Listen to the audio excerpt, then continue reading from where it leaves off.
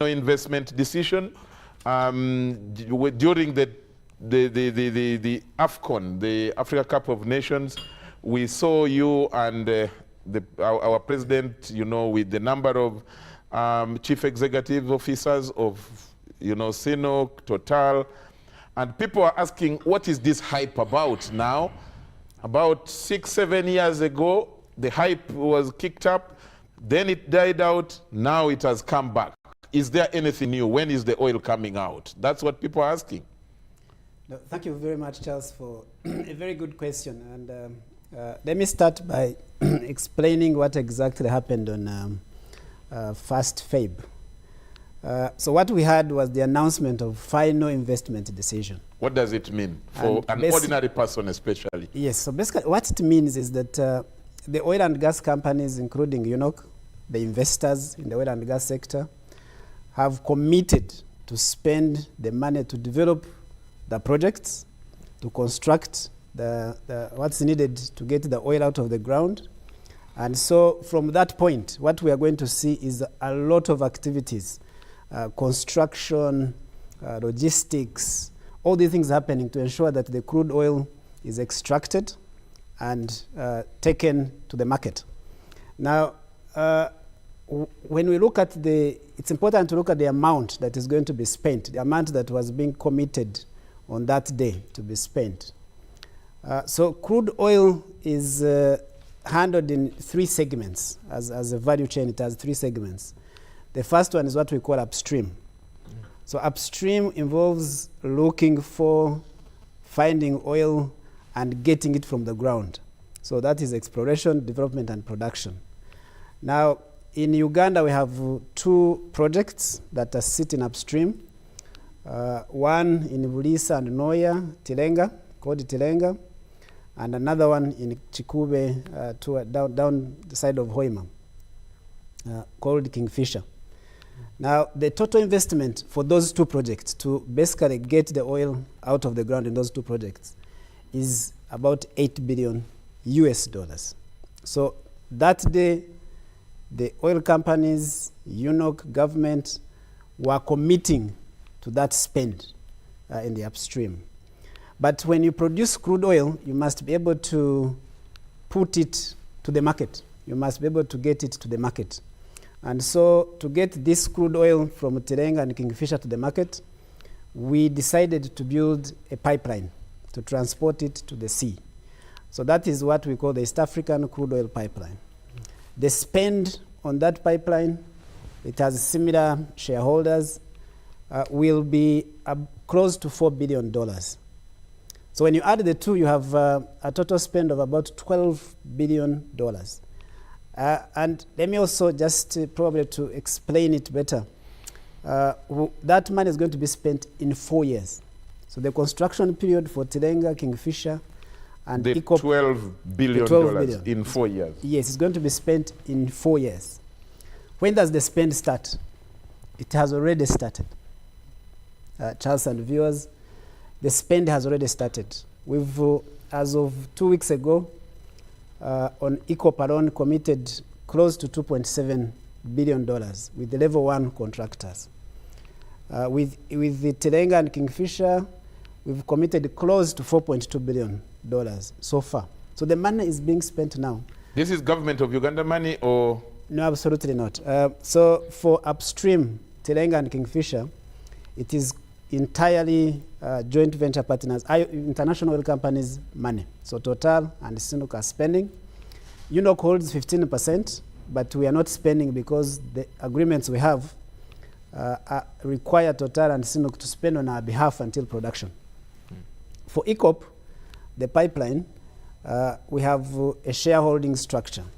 So UNOC has 15% equity on behalf of the state, and for that we have to provide our contribution. And we have so far committed. The government got us about $480 billion to start with. And we have Tanzania, we have Total and CNOOC. So for ECOP, we are, yes, contributing to our equity requirements, and the government has provided that money. Okay. Yes. Now, how about At what point you talked about upstream, downstream? You just stopped at explaining the upstream. At what point does it become the downstream? I want my viewer out there to get that. Thank you. So upstream, I've explained, is looking for oil, finding it, and producing it. So we have a segment called midstream. So midstream in many countries will look different. But in Uganda, under our legal regime, midstream is transportation of crude oil, conversion, refining, and storage. Yeah. So the pipeline that is going to transport crude oil is the midstream. Would sit in midstream. Yeah. The refinery, which we are going to develop later, would also sit in the midstream. So downstream, in oil speak, refers to the trading, distribution, marketing of refined products. So petrol stations, storage terminals for petrol stations would all sit in the downstream sector. Which, as it is now, most likely we shall not have here. So we already have downstream because we have petrol stations, we have a distribution and marketing structure. But for our crude, we are going to have a refinery, a 60,000 barrels per day refinery sitting in Hoima. It will receive our crude from Terenga and Kingfisher.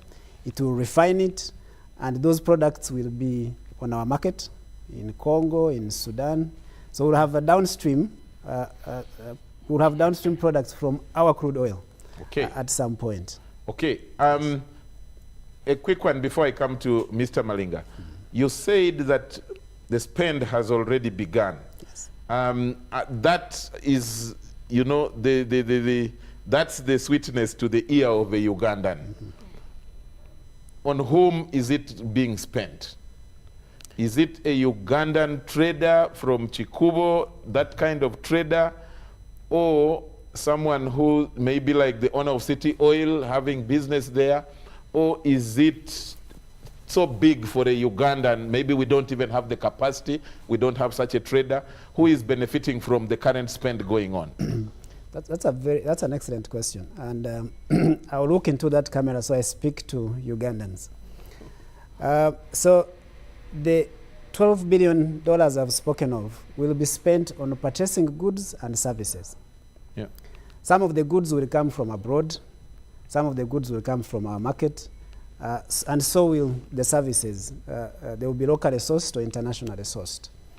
And what we have required under our laws is that everybody who provides the services to the oil and gas sector must be registered in the National Supplier Database. So we must know them.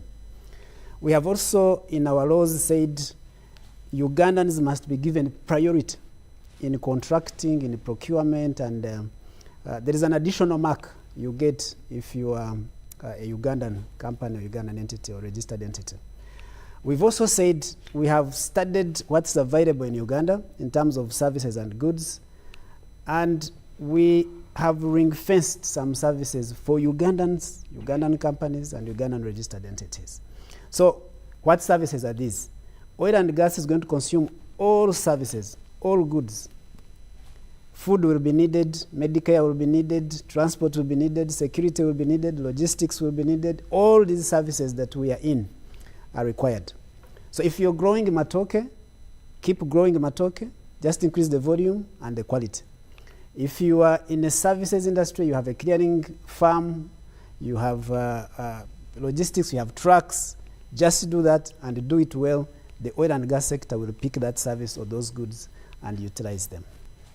Okay, Mr. Malinga, as a ministry, I guess that you are the sector that we directly trust to ensure that the Peters are, you know, funded to deliver all these processes, but most especially, you are supposed to ensure that what is in the law and what is made as a policy is actioned or is implemented as these legislators put into policy and into law.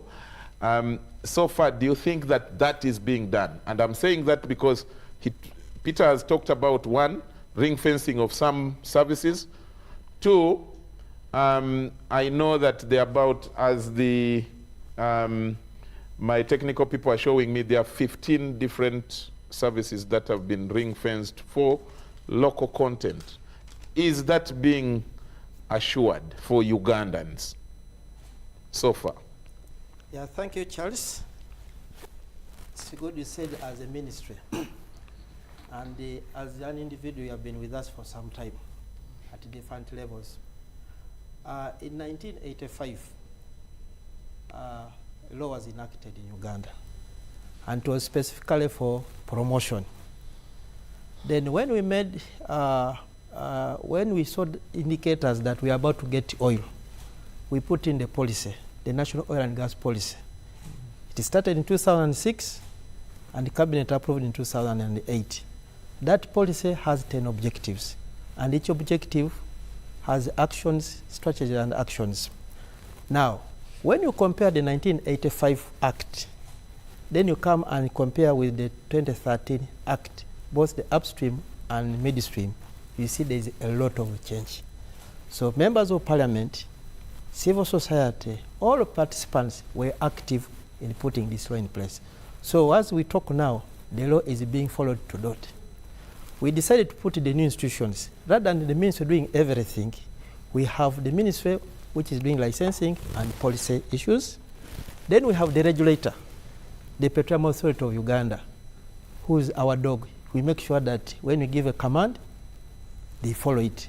Then we have UNOC, which is now doing business on behalf of Uganda. So the law is there, and we are following. We have also put regulations, and we are continuing to put other guidelines to make sure that the law is enhanced. That policy of 2008, many countries have borrowed it. You go to Kenya, they ask for that copy.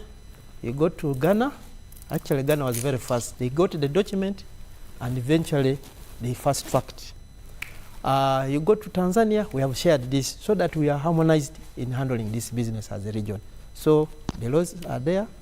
Now the people, we have put people, companies are there.